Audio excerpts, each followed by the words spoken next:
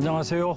성경이 우리 삶에 조금 더 가까이 그리고 쉽고 재미있게 다가가는 시간 소문난 성경 교실과 함께할 김영복 목사입니다.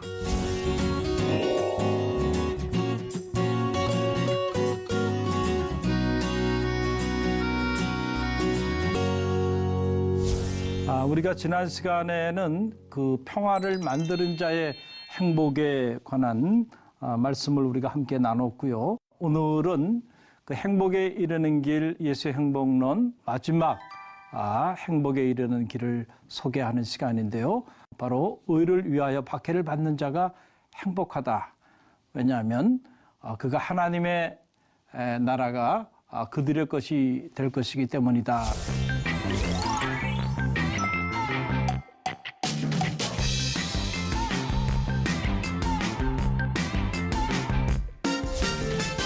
대만에 이렇게 신혼여행을 갔다가 이렇게 오는데 제 안에 드는 생각 중에 하나가 이 대만이라고 하는 곳은 보물섬이구나라는 생각을 제가 그때 가졌던 그런 기억이 지금도 생생합니다.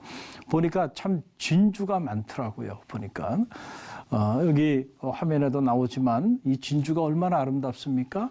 너무너무 아름답죠. 그런데 이 진주가 생성되어지는 과정을 보면 참 큰 감동이 되고요. 또 이렇게 도전이 됩니다. 여러분 이 바다에는 무려 조개가 10만 3천여 종의 그 조개가 있는데 이 조개들이 다 진주를 만드는 건 아니고요. 이 중에 한 1% 정도가 이렇게 진주를 만드는 진주 조개라고 하는 건데 그 1% 중에서도 아빌 퀄리티라고 하는 그 조개의 몸속에서 진주가 만들어지는데 진주가 만들어지는 그 생성 과정을 보면 이렇습니다.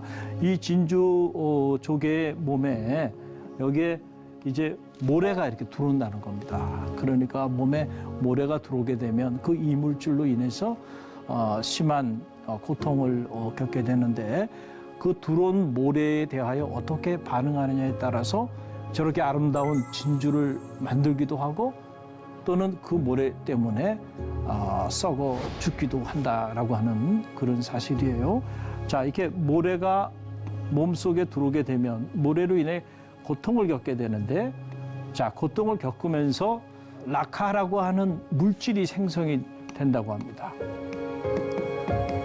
이 라카라고 하는 물질을 생성하면서 자기 몸 안에 있는 그 부드럽고 유연한 조개살이 이제 이 거친 모래를 몸으로 감싼다고 합니다.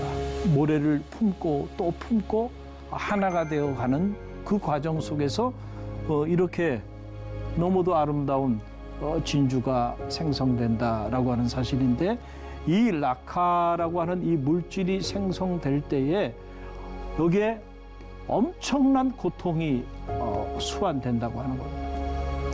이 고통과 고난을 잘 극복해야 아름다운 진주가 만들어지게 된다라고 하는 이런 이야기인데요.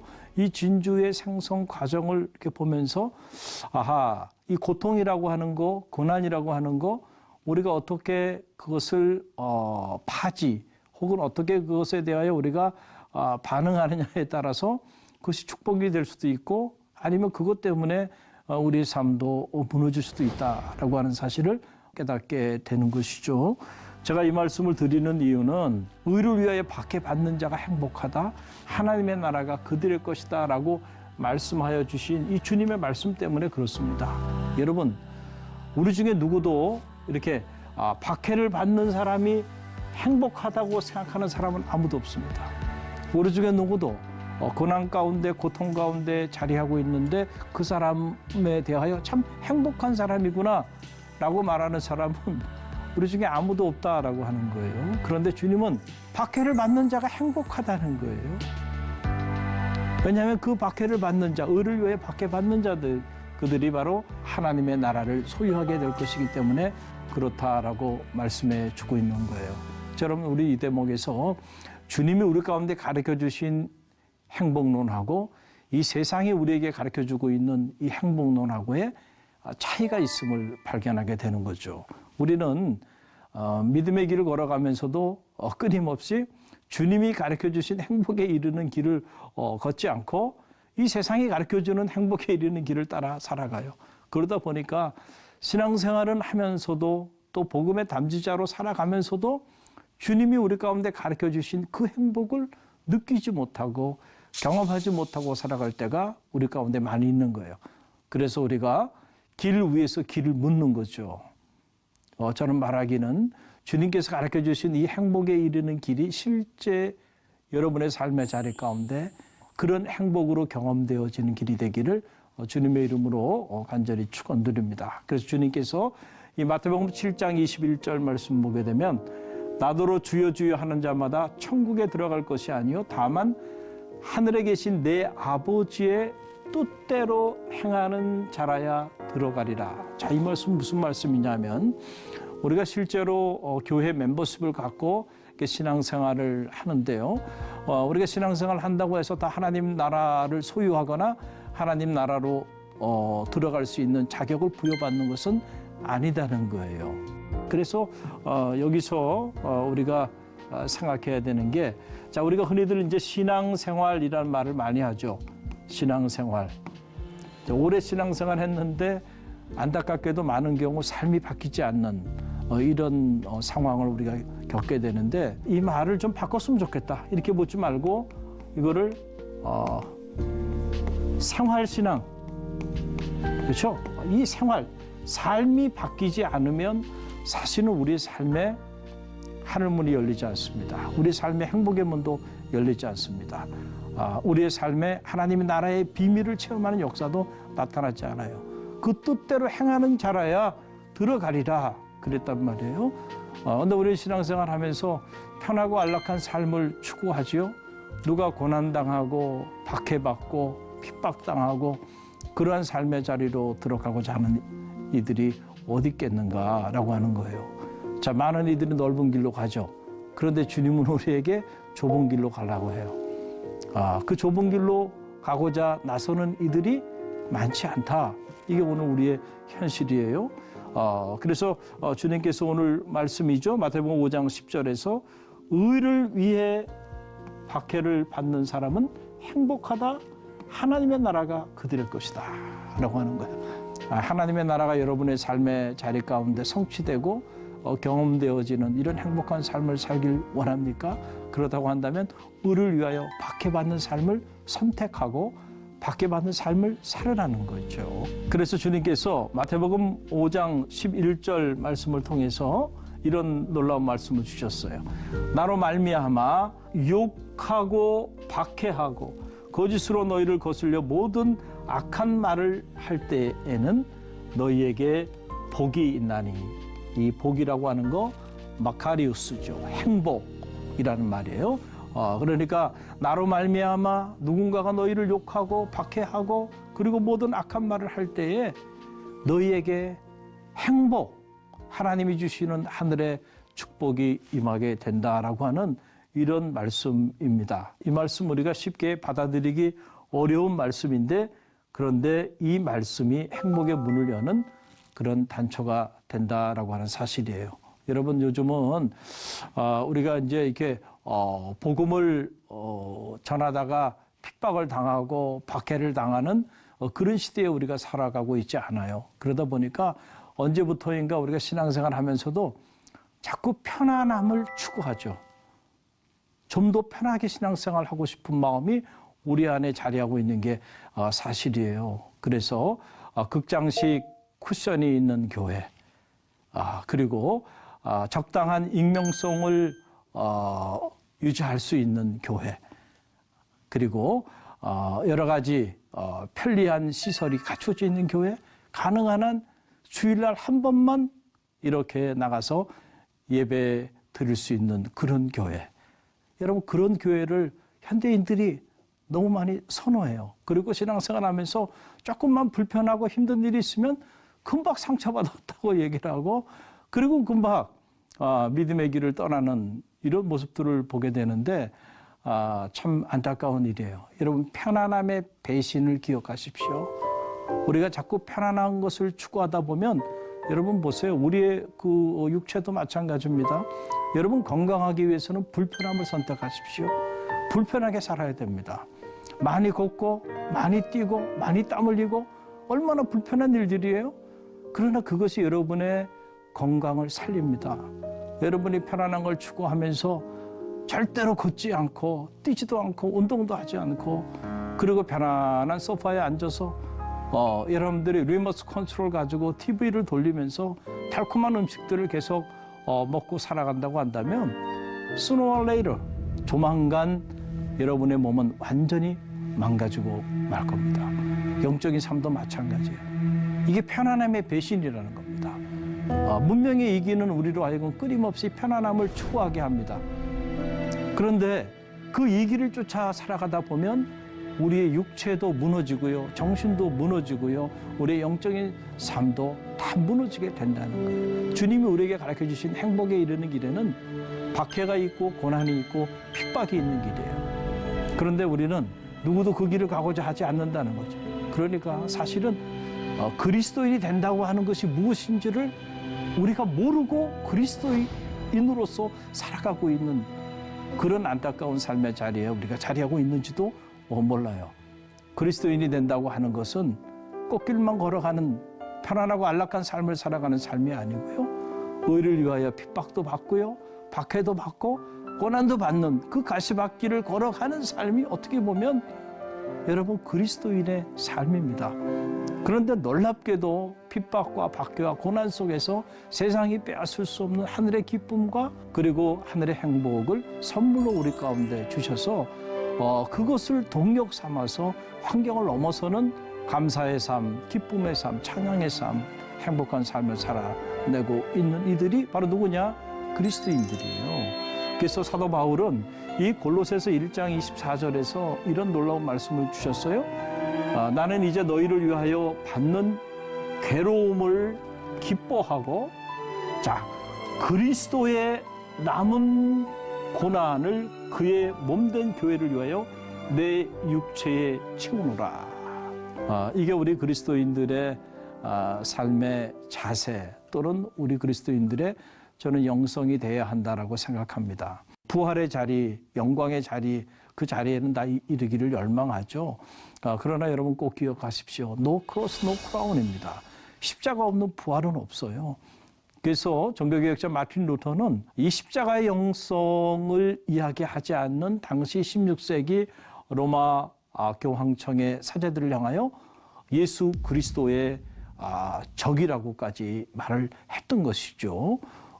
주님께서는 누구든지 나를 따라오려거든 자기를 부인하고 자기 십자가를 지고 나를 쫓을지니라 말씀하여 주셨어요. 우리가 주님의 제자가 된다고 하는 거, 주님의 길을 쫓아 살아간다고 하는 것은 나를 부인하고 나의 십자가를 짊어지는 일과 긴밀한 관계가 있다라고 하는 사실을 우리는 절대로 잊어서는 안 됩니다. 자, 그럼 우리는 이런 생각을 할 수 있어요. 그럼 맨날 그리스도인의 삶, 맨날 고난과 핍박과 자기 십자가를 지는 그런 끔찍한 삶이 우리의 삶인가? 아니에요. 놀랍게도요. 우리 십자가를 짊어질 때 우리가 세상에서 경험할 수 없는 하늘의 기쁨과 행복, 하나님이 우리에게 주시는 하나님 나라의 축복을 체험하게 되기 때문에 그래서 그 기쁨 때문에 그 행복 때문에 우리가 넉넉히 우리의 십자가를 감사함으로 짊어지고 나갈 수 있는 거죠.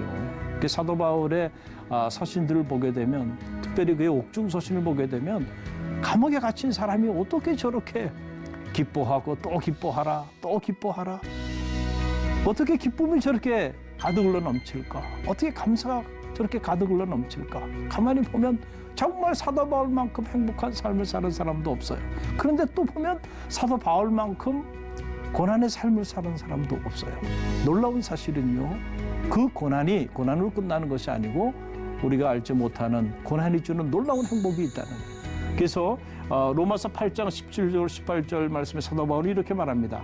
자녀이면 또한 상속자 곧 하나님의 상속자요 그리스도와 함께한 상속자니 우리가 그와 함께 영광을 받기 위하여 고난도 함께 받아야 할 것인즉 현재의 고난은 장차 우리에게 나타날 영광과 비교할 수 없도다. 그런데 오늘 우리가 겪고 있는 의를 위하여 당하는 그 고난은 장차 우리가 받게 될 그 영광에는 비교할 수가 없다.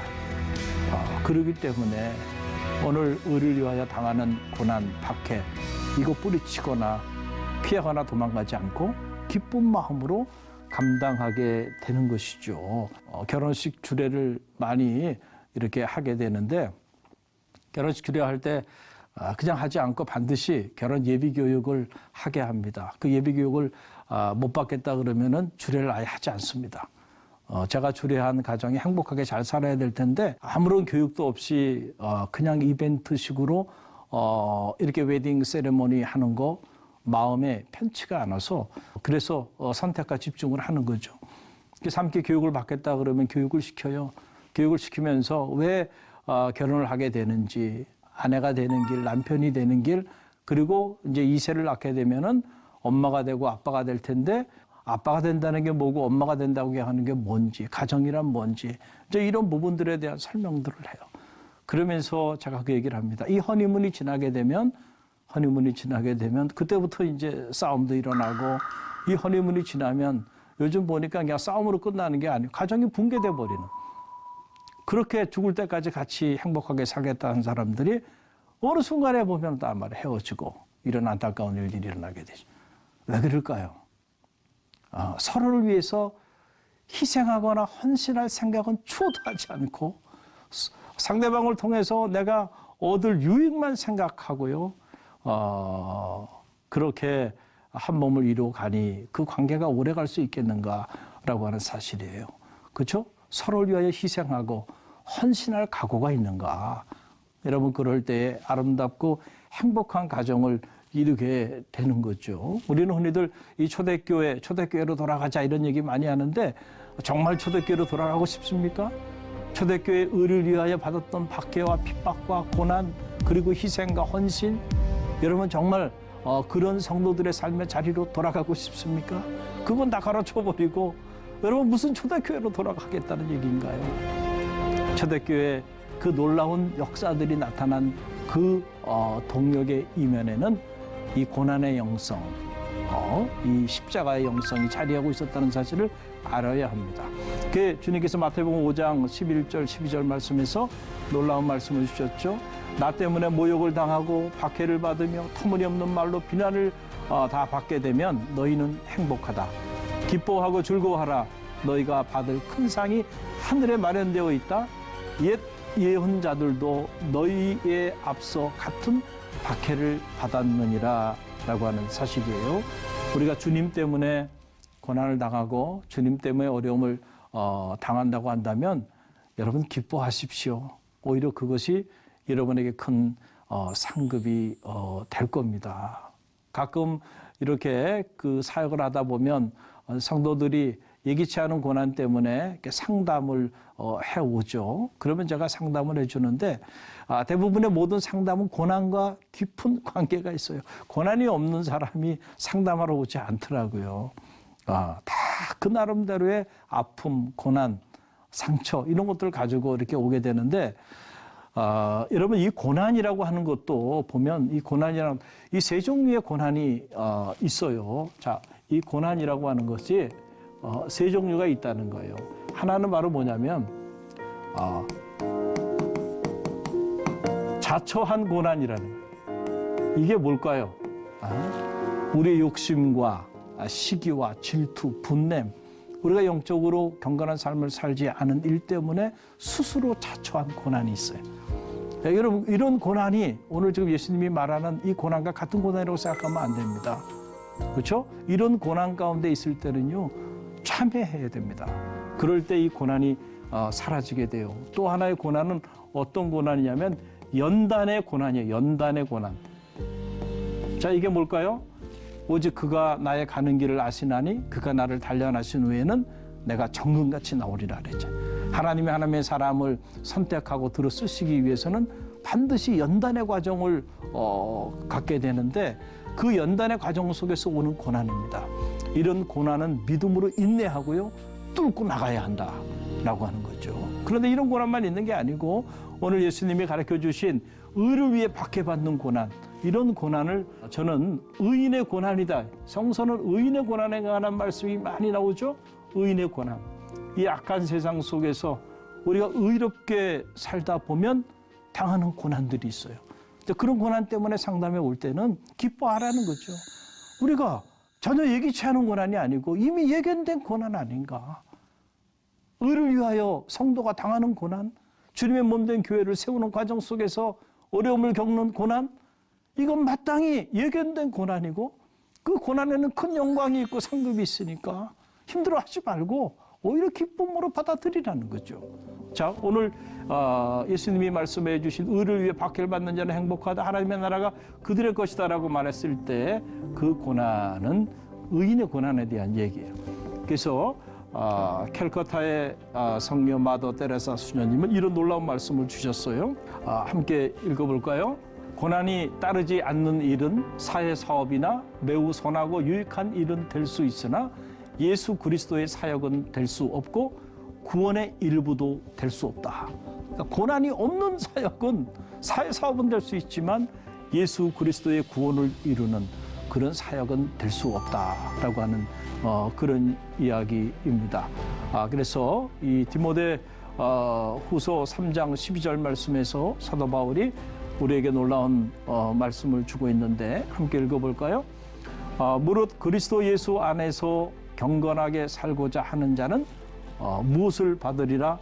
박해를 받으리라 그랬어요. 무릇 예수 그리스도 안에서 우리가 경건한 삶을 살기를 원한다고 한다면 우리 삶에는 반드시 박해가 있다는 거예요. 근데 아이 목사님, 저는 요즘 신앙생활 하는 게 너무너무 즐겁고 재밌어요. 어떻게 보면은 참 그 이야기가 좋은 이야기처럼 들려요. 그러나 항상 즐겁고 기쁘고 그리고 편안하고 안락합니까? 그렇다고 한다면 한 번쯤 여러분 자신을 점검해 볼 필요가 있어요. 내가 정말 그리스도인의 삶을 살고 있는지 그렇지 않은지. 그리스도인의 삶에는 반드시 고난이 따른다는 거죠. 왜냐하면 세상은 어둡기 때문에 이 어두운 세상에 여러분들이 영적인 깃발을 한번 들어보세요. 벌떼처럼 달려들어서 여러분의 삶을 무너뜨리고자 할 겁니다. 그때 당하는 그 고난. 오늘도 여러분들이 복음 들고 이 세상을 향해서 나가서 복음을 선포하고 복음을 전하는 메신저의 삶을 살아보세요. 여러분, 끊임없이 밀려오는 그런 핍박과 박해, 그리고 고난이 여러분의 삶의 자리 가운데 찾아오게 될 거예요. 그러나 여러분, 이 의인의 고난 앞에서 의연하십시오. 오히려 주님께서 우리 가운데 말씀해 주셨잖아요. 의를 위하여 박해를 받는 자가 행복하다는 거예요. 왜냐하면 하나님의 나라가 그들의 것이 되게 될 것이기 때문에 그렇다라고 하는 이런 말씀입니다. 아무쪼록 여러분 믿음의 길을 걸어가면서 여러분들이 복음 때문에 또는 주님 때문에 또 여러분이 섬기는 거룩한 사역 때문에 당하는 그런 고난, 아픔, 그런 힘듦이 여러분 가운데 있다고 한다면 용기를 내시고요. 오히려 기뻐하십시오. 하나님의 나라가 여러분의 것이 될 것입니다. 이 강의가 유익하다고 생각이 드시면은 여러분 좀 댓글도 유튜브에 남겨주시고 또 많은 사람들에게 이렇게 소문도 내주시면 감사하겠습니다.